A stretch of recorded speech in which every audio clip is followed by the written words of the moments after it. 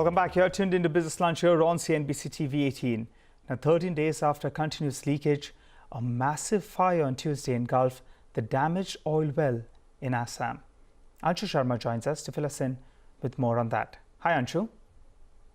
That's right. On 27th of May, Bagjan is the oil field for Oil India in Tinsukia district of Assam, where gas leakage happened and it began to blow out, and then uncontrolled fire spread. Now, ONGC team first came in around May 27th itself to control the fire there, and around 1 p.m. yesterday it spread across the area. Now, on 8 June itself, Singapore experts were brought in by the company, and now we understand from sources that two bodies of Oil India employees have been found, and these were the firefighters who were very close to the well, which was under the blowout and which uncontrollably spread around the area. Now, we also understand that the area where the periphery was on fire has been brought under control by the firefighters, and it is expected that within 4 weeks of time,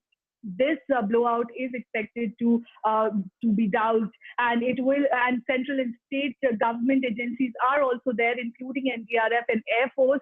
And we understand that there will be some impact assessment report on the sanctuary, which is very close to the oil well, and agricultural impact is also being studied. And people who were living around have been moved in a relief camp. So far, this is the update, and we expect that this will be ended within 4 weeks' time. Back to you.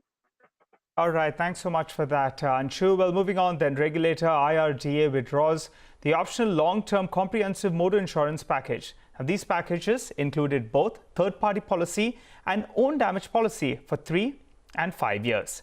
Yash Jain joins us to explain all of that to us. Yash? Very quickly, there are just two very important elements to any motor insurance policy. The first one is the own damage cover, and the second one is the third party cover. Now, in August 2018, the Supreme Court mandated all insurance companies to sell long-term third party insurance cover to every vehicle owner, and long-term it meant a 3-year third party cover for 4-wheelers and a 5-year third-party cover for 2-wheelers. Subsequently, after this order and IRDA directive, insurance companies could only sell 2 forms of product. One was a combination, which is a long-term package cover, which included a 5-year third-party and 5-year own damage for 2-wheelers, and 3-year third-party and 3-year own damage for 4-wheelers. And the second option was a 5-year third-party and 1-year own damage for 2-wheelers, and a 3-year third-party and 1-year own damage for 2-wheelers. You'd be able to see those two options on your screens in the form of graphics. Now, what IRDA has done is that it has withdrawn the availability of the first kind of product, which was the long-term package cover, which had 5-year third party and 5-year own damage, and 3-year third party and 3-year own damage.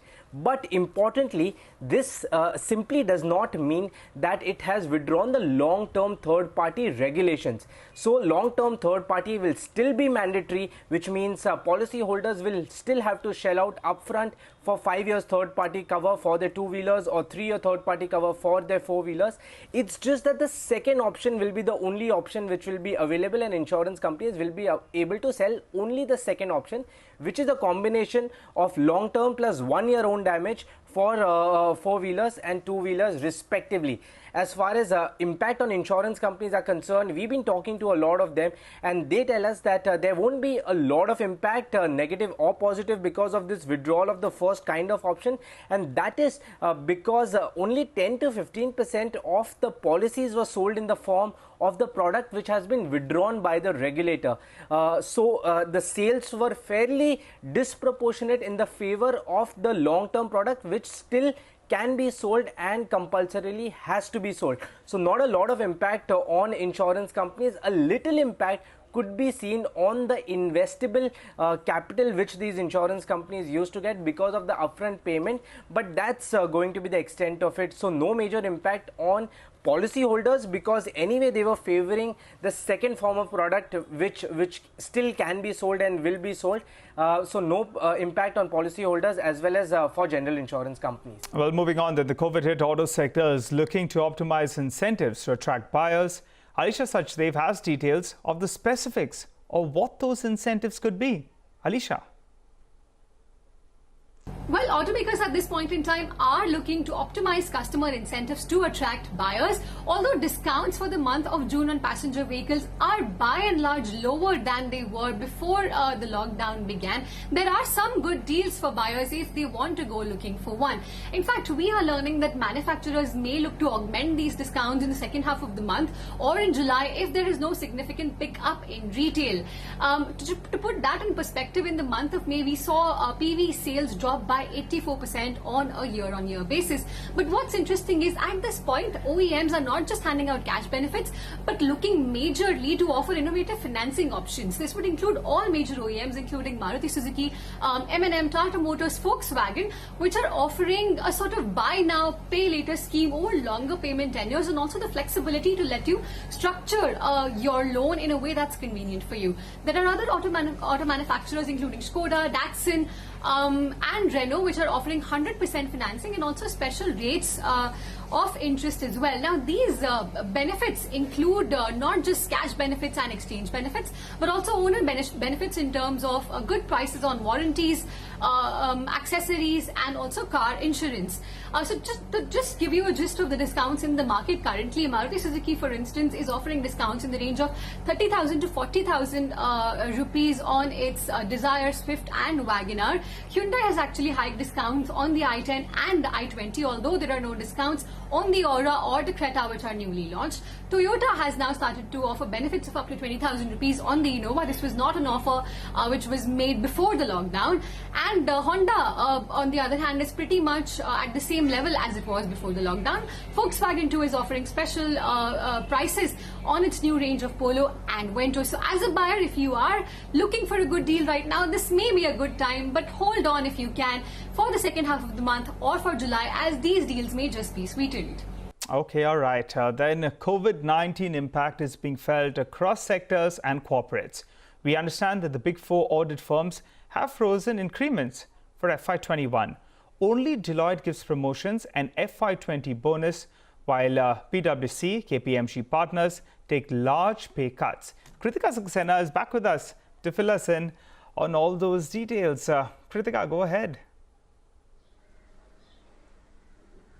Well, tough time calls for tough measures, and the Big Four haven't been spared either. So in the case of Deloitte, we understand that Deloitte India held a con call with all employees yesterday and pointed out that there will be performance-related separations. And Deloitte has clarified to us that this is something that they do look at on an annual basis. What will happen is that there won't be any performance pay for the off-track or the low employees. There will in fact be a pay cut on the lower performers of 10% for G7, which is the second lowest in terms of the performance range, and G8, which is the lowest level. There will be a 20% cut on that level. So no increments are going to be happening. However, promotions are going to happen across the company in very, very specific roles.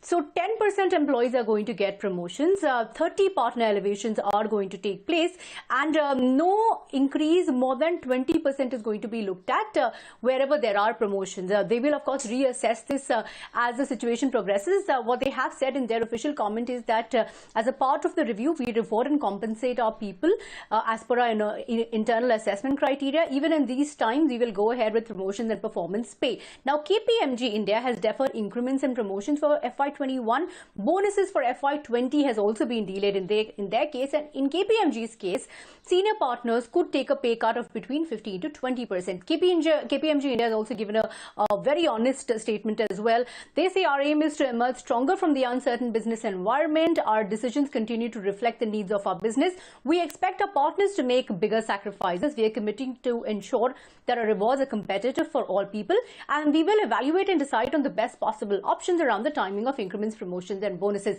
PwC India has deferred bonus and increments.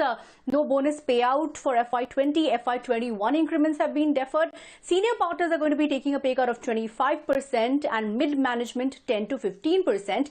EY India has deferred, again, same case, deferred increments, promotion, bonuses, but they will be giving variable pay to people, and pay cut of 20% is going to be likely by senior partners. Okay, all right, Kritika, thanks so much for that. Well, on that note, we'll slip into a short break, but up next, Delhi faces a huge shortage of hospital beds as cases in the national capital crossed the 31,000 mark. More on that when you return.